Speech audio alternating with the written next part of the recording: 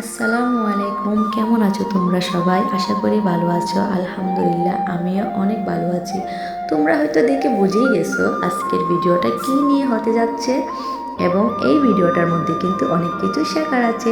তো চলো ভিডিওটা শুরু করা যাক। আজ আমি তৈরি করলাম আমার ছেলের পছন্দের একটা খাবার, সেটা হলো নুডলস। নুডলস শুধু আমার ছেলে না, ছোট থেকে বড় সবাই খুব পছন্দ করে। তবে আমার মনে হয় বাচ্চাদের ক্ষেত্রে একটু সচেতন হওয়া দরকার। আমি আমার ছেলেকে কখনোই বাইরের খাবার তেমন একটা খাওয়াই নাই, চেষ্টা করছি সব সময় যখন তার 6 মাস বয়স তখন থেকেই ঘরে তৈরি করে খাবার খাওয়ানোর। আর নুডলসের চিন্তাটা যখন মাথায় আসছে যখন তখনই শুরু করলাম কাজ। বাজারে গেলাম, পালং শাক কিনে আনলাম, কাজ শুরু করে দিলাম।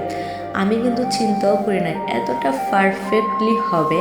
আমি ছাদের মধ্যেই বসে বসে বানাচ্ছিলাম রোদ্রের মধ্যে, একদিক দিয়ে বানাচ্ছিলাম আরেক দিক দিয়ে রোদ দিচ্ছিলাম, আবার একটু একটু ক্যামেরাও ধরতে হইতেছিল, আমাকে একাই সব করতে হইতেছিল। কিন্তু যাক, আমার সমস্ত কষ্ট সার্থক, রেজাল্ট দেখে আলহামদুলিল্লাহ এতটা পারফেক্টভাবে হয়েছে আমি নিজেও কল্পনা করতে পারি নাই। তো তোমরাও কিন্তু চাইলে তোমাদের সন্তানের জন্য সঠিক স্বাস্থ্যকর খাবার ঘরেই তৈরি করে ফেলতে পারো।